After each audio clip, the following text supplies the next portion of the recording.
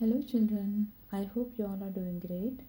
In today's video, we are going to read chapter 6 Talakadina Vaibhava, and the author of this lesson is Hiremaluru Ishwaran. 1950 ಇಸವಿ October ತಿಂಗಳು ಮಂಗಳವಾರ 20ನೇ ತಾರೀಖು ಶಿವನ ಸಮುದ್ರದ ಪ್ರವಾಸಿಗರ ನಿಲ್ ಮನೆಯಲ್ಲಿ ಕುಳಿತುಕೊಂಡು ಈ ದಿನದ ಪ್ರಯಾಣದ ವಿವರ ಬರೆಯುತ್ತಿದ್ದೇನೆ. ಈಗ ರಾತ್ರಿ 12 ಹೊಡೆದು 15 ನಿಮಿಷವಾಗಿದೆ. ಸುತ್ತಣ ಲೋಕವೆಲ್ಲ ಮಲಗಿಕೊಂಡಿದೆ.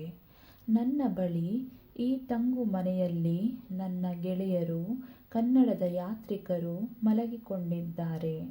ಇಂದು ದಿನವೆಲ್ಲ ಅಲೆದು ಅವರು ದಣಿದು ನಿದ್ರೆ ಹೋಗಿದ್ದಾರೆ. ಶಿವನ ಸಮುದ್ರವನ್ನು ಒಳಸೇರುವ ಮುನ್ನ ಬಾಗಿಲ ಬಳಿ ನಿಂತ ಸುಬ್ರಹ್ಮಣ್ಯಂ ನಮ್ಮನ್ನು ವಿಶ್ವಾಸದಿಂದ ಸ್ವಾಗತಿಸಿದರು. ನಿಲ್ಮನೆಯನ್ನು ಕೂಡಲೇ ಖಾಲಿ ಮಾಡಿಸಿದರು. ಹಾಸಿಗೆ ಹಾಸಿಕೊಟ್ಟರು. ಊಟ ಉಪಚಾರದ ಬಗೆಗೆ ಕೇಳಿದರು. ಕೊನೆಗೆ ಹೋಗುವಾಗ ಗುಡ್ ನೈಟ್ ಅಂದರು. ಸುಬ್ರಹ್ಮಣ್ಯಂ ನೌಕರನೇನೋ ಅಹುದು, ಆದರೆ ಅವರಿತ್ತ ಸ್ವಾಗತ ವಿಶ್ವಾಸದ ನುಡಿ ನೆನೆದರೆ ನಾವು ಸುಬ್ರಹ್ಮಣ್ಯನಿಗಿಂತ ಸಣ್ಣವರು ಎನ್ನುವಲ್ಲಿ ಸಂದೇಹವಿಲ್ಲ. ತಲಕಾಡಿನ ಇತಿಹಾಸದಲ್ಲಿ ಗಂಗರ ಇತಿಹಾಸ, ಜೈನ ಧರ್ಮದ ವಿವರಣೆ ಇದೆ. ಕನ್ನಡ ಸಾಹಿತ್ಯದ ಕಥನವಿದೆ.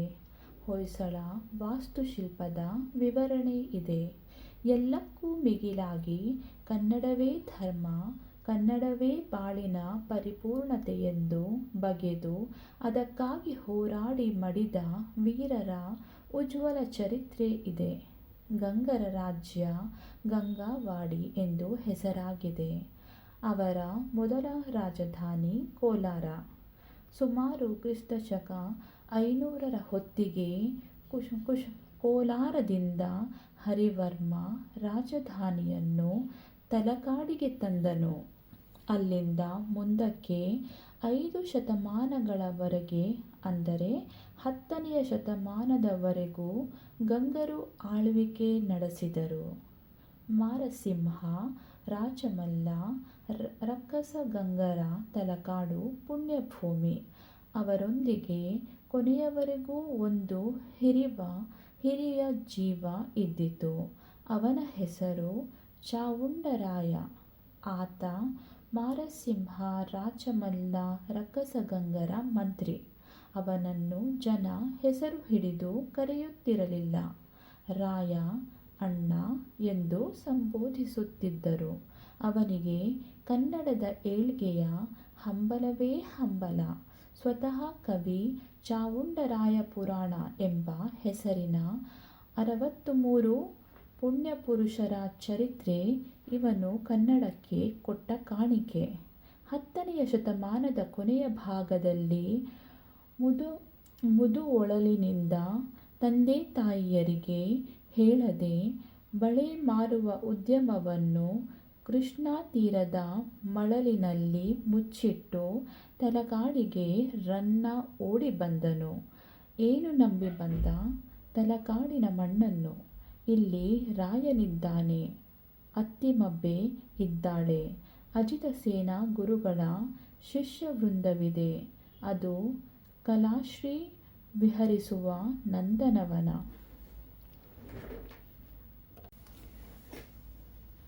ಗಂಗಾವಾಡಿಯು ಹಬ್ಬಿ ಕನ್ನಡದ ಬಾವುಟವನ್ನು ಬಿತ್ತರದ ಬಾನಿನೆಡೆ ಹಾರಿಸುತ್ತಾ ಓಹೋ ಕನ್ನಡ ನಾಡು, ಆಹಾ ಕನ್ನಡ ನುಡಿ, ಹಾರಿಸಿ ತೋರಿಸಿ ಕೆಚ್ಚೆದೆಯ ಬಾವುಟ ಎಂದು ಹಾಡುತ್ತಿರುವ ಹೊತ್ತಿಗೆ ಚೋಳ ದೇಶದ ಕಡೆಯಿಂದ ಬಿರುಗಾಳಿ ಬೀಸಿತು. ಚೋಳರು ಬಂದರು. ಗುಡಿಗೋಪುರಗಳನ್ನು ಕಟ್ಟಿಸಿದರು. ರಾಜೇಶ್ವರ, ವೈಕುಂಠನಾರಾಯಣ, ಮರಳೇಶ್ವರ, ಪಾತಾಳೇಶ್ವರ, ವೈದ್ಯೇಶ್ವರ ಗುಡಿಗಳನ್ನು ಕಟ್ಟಿಸಿದರು. 1116 ವಿಷ್ಣುವರ್ಧನ ದೊರೆಯ ಆಳ್ವಿಕೆ ಪ್ರಾರಂಭವಾಯಿತು. ವಿಷ್ಣುವರ್ಧನ ದೊರೆಯ ಕಾರ್ಯವನ್ನು ಕೇಳುತ್ತೀರಾ? ವಿಕ್ರಮ ಚೋಳನ ಸೇನಾನಿ ಆದಿಯಮನನ್ನು ಮನೆಗೆ ಕಳುಹಿಸಿ ಹೊಯ್ಸಳರ ಕನ್ನಡ ಬಾವುಟವನ್ನು ಹಾರಿಸಿ ಗೆಲುವಿನ ಸ್ಮಾರಕವಾಗಿ ತಲಕಾಡಿನ ನೆಲದ ಮೇಲೆ ವಿಜಯನಾರಾಯಣನ ಗುಡಿ ಕಟ್ಟಿ ಮನೆಗೆ ಬಂದು ಗೆಲುವಿನ ಕಥನವನ್ನು ಬಣ್ಣಿಸಿಯೇ ಬಣ್ಣಿಸಿದರು. ಹೊಯ್ಸಳರು ಹೋದ ನಂತರ ವಿಜಯನಗರದ ರಾಯರು ಬಂದರು, ಮೈಸೂರಿನ ಒಡೆಯರು ಬಂದರು. ಆದರೆ ಯಾರು ಬಂದರೇನು, ಯಾರು ಹೋದರೇನು, ತಿರುಗುವ ಕಾಲಚಕ್ರವನ್ನು ನಿಲ್ಲಿಸುವುದಕ್ಕೆ ಯಾರಿಗೆ ಸಾಧ್ಯ? ತಲಕಾಡಿಗೆ ಕೆಟ್ಟ ಹೊತ್ತು ಕಾಯ್ದುಕೊಂಡು ಕುಳಿತಿದೆ. ತಪ್ಪಿಸಲು ಏನು ತಪಸ್ಸು ಮಾಡಿದರೂ ಸಾಧ್ಯವೇ ಇಲ್ಲವಾಗಿದೆ. ನಾ ಮುಂದೆ ನೀ ಮುಂದೆ ಎಂದು ತಲಕಾಡಿನ ಕಡೆಗೆ ಪ್ರವಾಸಿಗರನ್ನು ಹೊತ್ತುಕೊಂಡೊಯ್ಯುತ್ತಿದ್ದ 2 ಮೋಟಾರುಗಳು ಓಡುತ್ತಿರುವಾಗ ನನ್ನ ಕಣ್ಮುಂದೆ ತಲಕಾಡಿನ ನೆಲದ ಮೇಲೆ ವೈಭವದಿಂದ ರಾಜ್ಯವಾಳಿದವರ ಕಥೆ ಹಕ್ಕಿಯಂತೆ ಚಲಿಸಿ ಪಾತರಗಿತ್ತಿಯಂತೆ ಕುಣಿದು ಮೃಗಜಲದಂತೆ ಮಾಯವಾಯಿತು. ಇದು ಕೀರ್ತಿ ನಾರಾಯಣ ದೇಗುಲ. ಕ್ರಿಸ್ತಶಕಾಬ್ದ 1117 ವರ್ಷದಲ್ಲಿ ವಿಷ್ಣುವರ್ಧನ ದೇವ ತಲಕಾಡಿನ ವಿಜಯದ ನಿಮಿತ್ತ ವೀರನಾರಾಯಣನ ಹೆಸರಿನಿಂದ ಗುಡಿ ಕಟ್ಟಿಸಿದನು. ಕೀರ್ತಿನಾರಾಯಣ ದೇವಾಲಯದ ಆಚೆಗೆ 150 ಗಜದ ಅಂತರದಲ್ಲಿ ವೈದ್ಯೇಶ್ವರ ದೇವಾಲಯ. ಈ ದೇವಾಲಯದ ರಚನೆಯ ಕಾಲ ನಿಶ್ಚಿತವಾಗಿ ತಿಳಿದು ಬಾರದಿದ್ದರೂ ಈಗ ಸಿಕ್ಕಿರುವ ಆಧಾರಗಳ ಅನ್ವಯ ಇದರ ಕಾಲವನ್ನು 13ನೇ ಶತಮಾನದ ಪೂರ್ವಕ್ಕೆ ತಂದಿರುವರು. ದೇವಾಲಯದ ಹೊರವಲಯದಲ್ಲಿ ಇರುವ ಕಲಶಗಳು, ಗರ್ಭಗುಡಿಯ ಗೋಪುರವು, ಶಿಲ್ಪದ ನಿರ್ಮಾಣದಲ್ಲಿ ತೋರಿರುವ ಕೆಲವು ವಿಶಿಷ್ಟ ರೂಪಗಳು, ಕಟ್ಟಡಕ್ಕೆ ಉಪಯೋಗಿಸುವ ಸಾಮಗ್ರಿಯು ಈ ಕಾಲವನ್ನು ನಿರ್ದೇಶಿಸುವುವು. ಇವು ಶೃಂಗೇರಿಯ ವಿದ್ಯಾಶಂಕರ ದೇಗುಲ, ಹಂಪೆಯ ಹಜಾರರಾಮರ ಗುಡಿ, ತಾಡಪತ್ರಿಯ ಲೇಪಾಕ್ಷಿ ಮಂದಿರ, ತಲಕಾಡಿನ ವೈದ್ಯೇಶ್ವರ ದೇವಾಲಯಕ್ಕೆ ಸರಿ ಹೊಂದುವ ಕಟ್ಟಡಗಳಾಗಿವೆ. ಸಂಜೆ ಧಾವಿಸಿ ಬರುತ್ತಲಿದ್ದಿತು.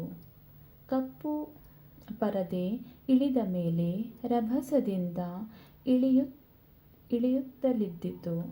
ನಾವಾಗ ಪಾತಾಳೇಶ್ವರನ ಗುಡಿಯಿಂದ ಮರಳೇಶ್ವರ ದೇಗುಲದೆಡೆಗೆ, ಮರಳೇಶ್ವರನಿಂದ ಗೋಕರ್ಣೇಶ್ವರ, ಅಲ್ಲಿಂದ ವೀರಭದ್ರನೆಡೆಗೆ ಮರಳಿನಲ್ಲಿ ಸಿಕ್ಕಿ ಬೀಳುತ್ತಿದ್ದ ಕಾಲುಗಳನ್ನು ಕಸುವಿನಿಂದ ಕೀಳುತ್ತಾ ಮುಂದಕ್ಕೆ ಬಾಗಿ ಉದ್ವೇಗ ಅನುತಾಪಗಳನ್ನು ಬೆಂದ ಹೃದಯದಲ್ಲಿರಿಸಿಕೊಂಡು ನಾಗಾಲೋಟಕ್ಕೆ ತೊಡಗಿದ್ದೆವು. 3 ಮೈಲುಗಳಾಚೆ ವಿಜಯಪುರ.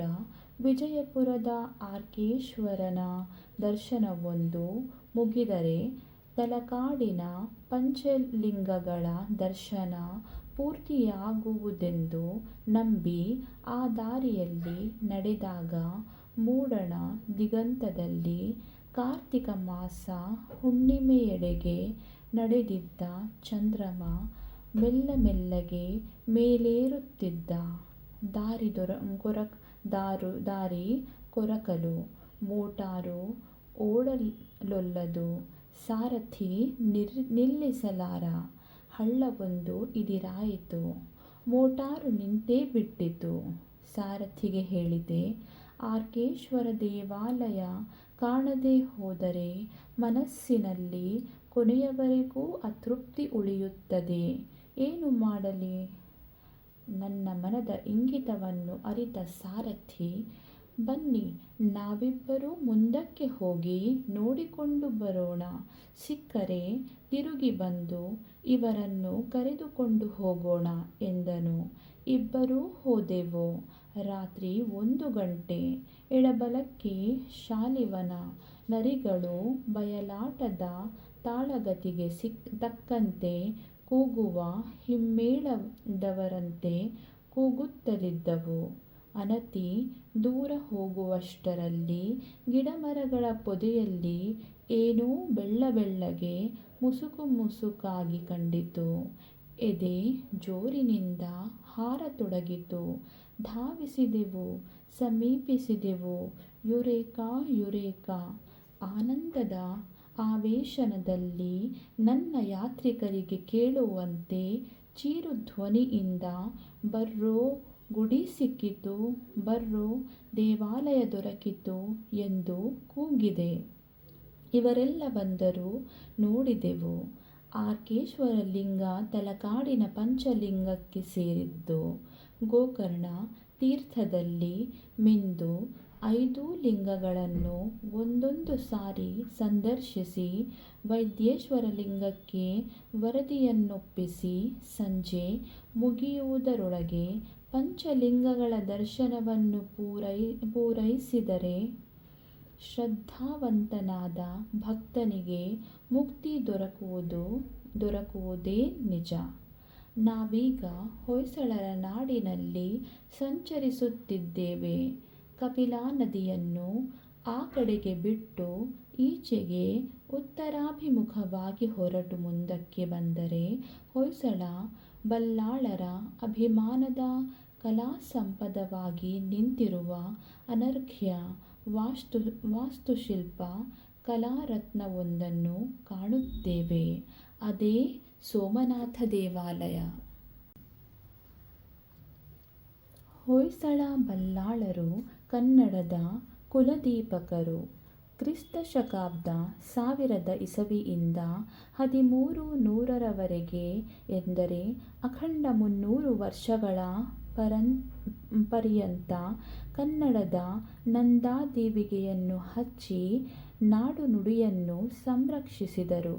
ಈ ವಂಶದ ಮೂಲಪುರುಷನ ಹೆಸರು ಸಳ.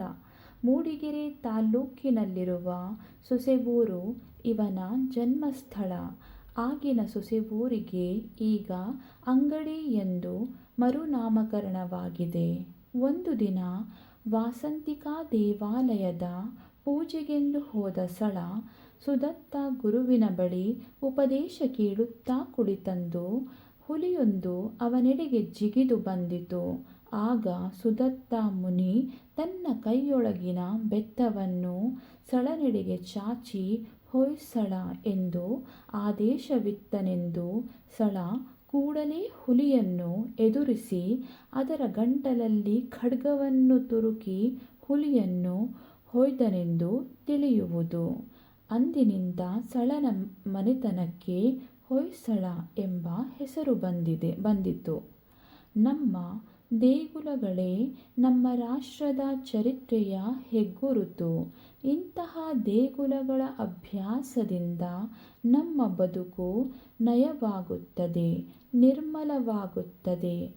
ಕವಿ ಕಂಡ ಸತ್ಯ, ಶಿಲ್ಪಿ ಕಂಡ ಸೌಂದರ್ಯಗಳೇ ನಮ್ಮ ಬಾಳಿನ ಅಲಂಕಾರ. So children, we have covered the lesson Talakadina Vaibhava today, which is written by Hiremalluru Ishwaran. I hope this reading has helped you to understand the lesson, children. Thank you so much for watching my video.